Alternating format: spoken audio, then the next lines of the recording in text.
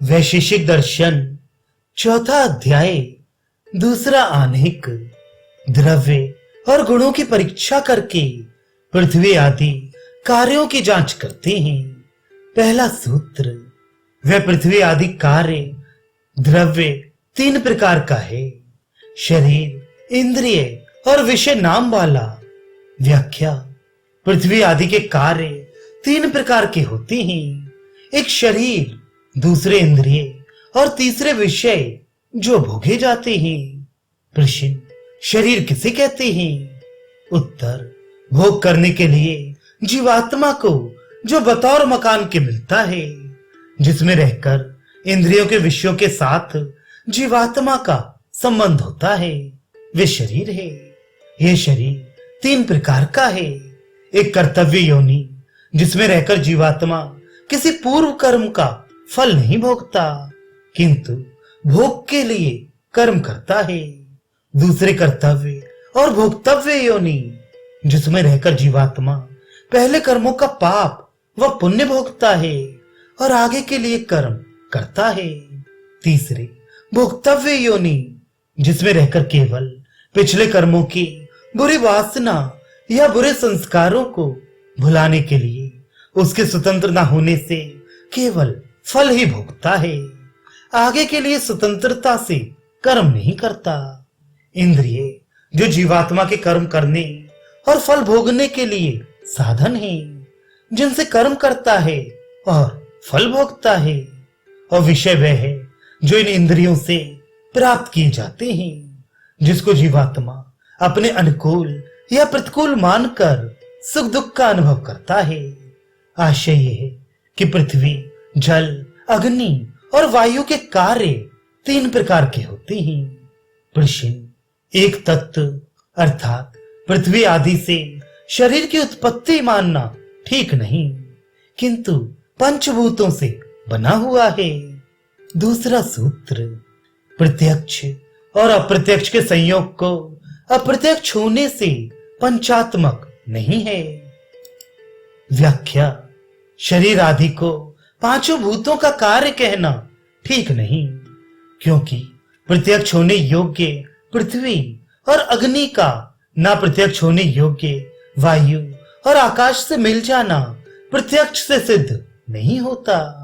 यदि पांच भूतों से शरीर का बनना सिद्ध हो तो वायु और आकाश से बना हुआ शरीर जो प्रत्यक्ष होने योग्य नहीं, पानी और अग्नि से मिलकर बनता है, या तो बिल्कुल प्रत्यक्ष ना होता, या कुछ प्रत्यक्ष होता, या कुछ ना होता। इसलिए पांच भूतों से बना हुआ शरीर नहीं।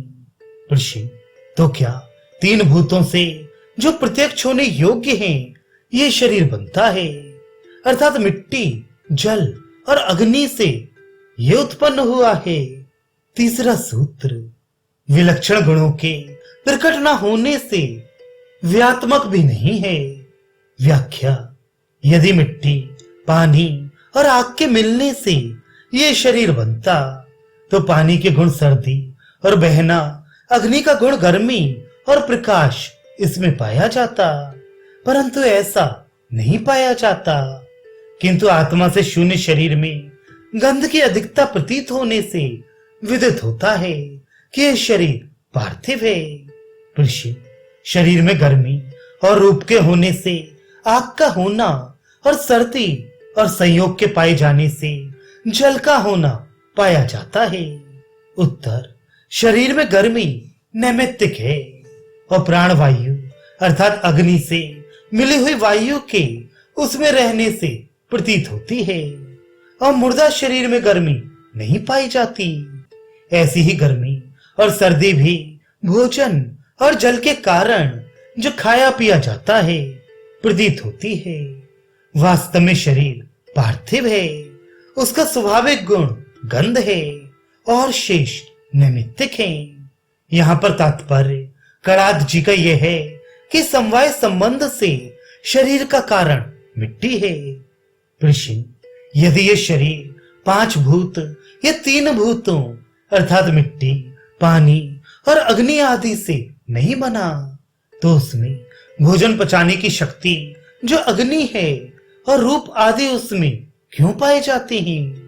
उन गुणों के होने से शरीर का 5 भौतिक होना पाया जाता है। चौथा सूत्र, किंतु अणुओं का संयोग निषिद्ध नहीं है।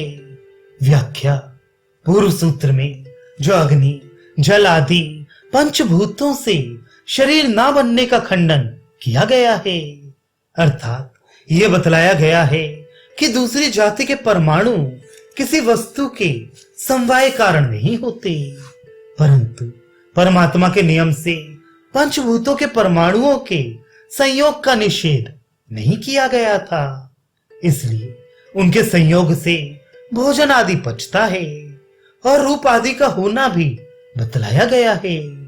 परंतु यदि कोई ये प्रश्न करे कि शरीर का सबसे प्रथम उपादान कारण कौन सा है, तो उसका उत्तर यह होगा कि अधिकतया मिट्टी से बना है, क्योंकि शरीर में उसके गुण अधिकता से पाए जाते हैं। गंध मिट्टी का स्वाभाविक गुण है, ये शरीर के नाश होने तक मृत शरीर में भी पाया जाता है और भोजन का पचना आदि मृत शरीर में नहीं पाए जाते, इसलिए शेष गुण नैमित्तिक हैं और गंध गुण स्वाभाविक है।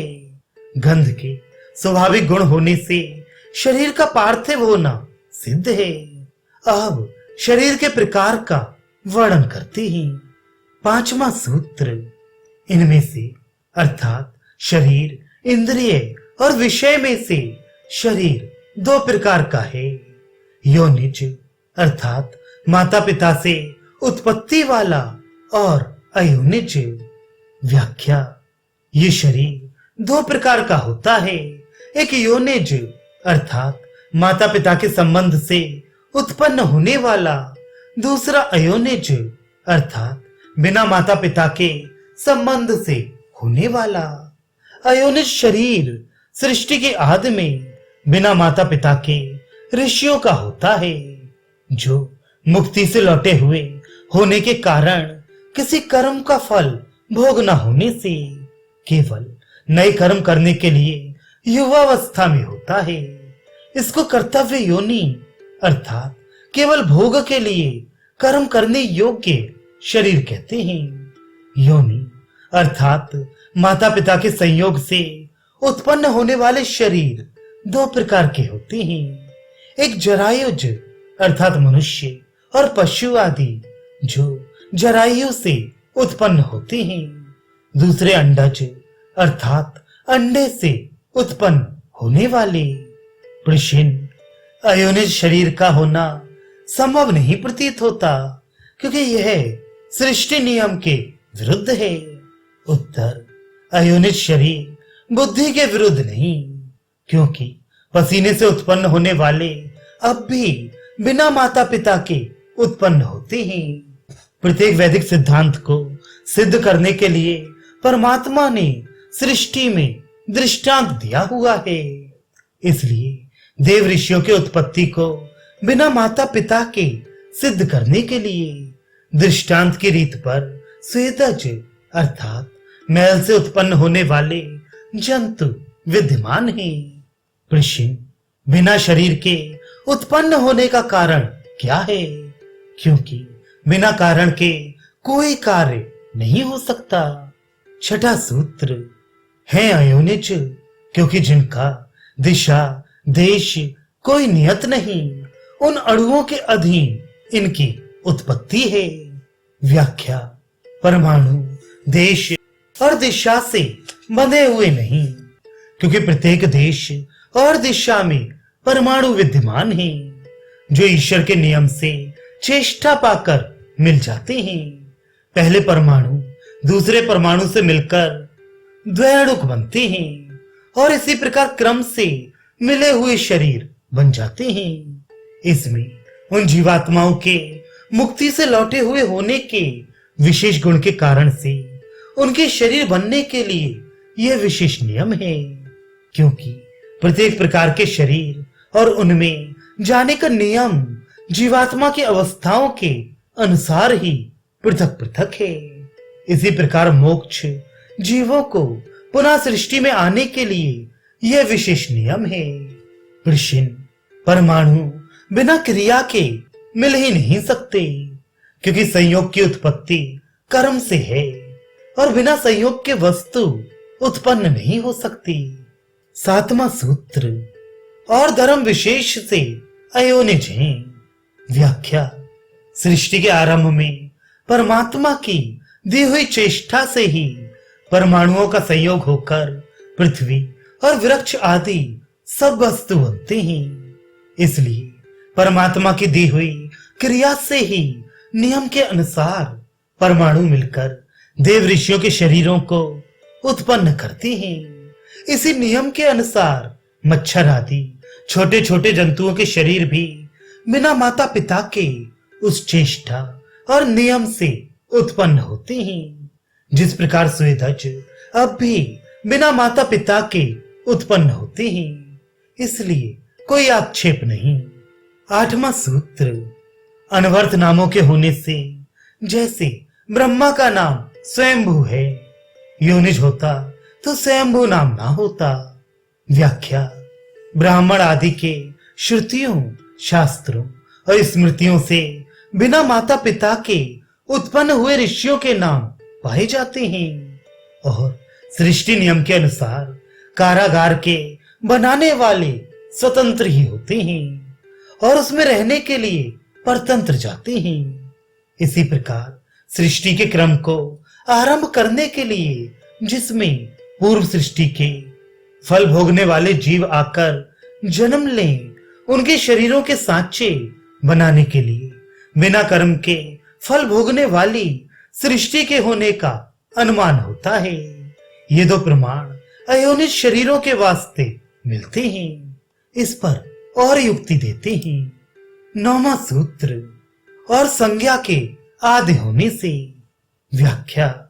गौड़िक नाम जो गूढ़ कारण से रखे जाते हैं और प्रत्येक सृष्टि में एक से होते हैं, जैसे अग्नि आदि जिसको संस्कृत में यौगिक कहा गया है, इसलिए ये नाम अनाद हैं। क्योंकि यदि नए नए नाम उत्पन्न होते तो प्रत्येक सृष्टि में भिन्न भिन्न होते, परंतु वेद से ज्ञात होता है कि जिस प्रकार सूर्य, चंद्र आदि परमात्मा ने इस संसार से पहले सर्ग में रखे थे, वही इस सर्ग अर्थात संसार में रखे। ऐसे ही उससे पहले इन नामों के अनादि होने से ज्ञात होता है कि अयोनिज मनुष्य भी होते हैं, जिनके माँ बाप के ना होने से उनके रूढ़ी नाम तो हो नहीं सकते। उन्हें यौगिक नामों से अर्थात अग्नि, वायु, आदित्य, अंगिरा, ब्रह्मा और मनु आदि से पुकारते हैं। इसलिए वेदों में जिन यौगिक नामों का उल्लेख है, वे प्रत्येक सृष्टि में एक से होते हैं और अयोनिज लोगों के यही नाम जो पूर्व सर्ग के अयोनिज लोगों के थे रखे जाते हैं। 10वां सूत्र है अयोनिज शरीर। व्याख्या। उपरोक्त युक्ति और प्रमाणों से सिद्ध होता है कि बिना योनि अर्थात बिना माता पिता के उत्पन्न होने वाले देव ऋषियों के शरीर के होते हैं।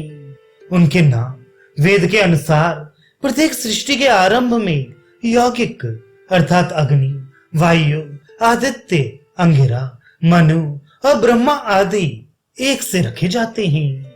11वां सूत्र वेद के सामर्थ्य से भी है अयोनिज। व्याख्या। वेद के प्रमाण से भी ब्रह्मदेव ऋषि आदि की उत्पत्ति लिखी है, जिनका बनाने वाला ईश्वर है। जैसे यजुर्वेद में पुरुष सूक्त में दिखलाया है कि उससे देव ऋषि आदि उत्पन्न हुए। जिस प्रकार योनिज और अयोनिज दो प्रकार के शरीर होते हैं और वे पार्थिव होते हैं, ऐसे शेष वायु आदि से बने हुए शरीर नहीं होते, किंतु वे सब अयोनिज ही होते हैं। क्योंकि पिता के वीर्य और माता के रज से मिलकर जो शरीर बनता है वह शरीर योनिज कहलाता है, परंतु रज और वीर्य दोनों पार्थिव होते हैं, इसलिए इनसे बना हुआ शरीर पार्थिव ही होगा। यह कार्य कारण के नियम से नियत बात है। और इंद्रिय पृथ्वी के गंध को प्रत्यक्ष करने वाली नासिका है।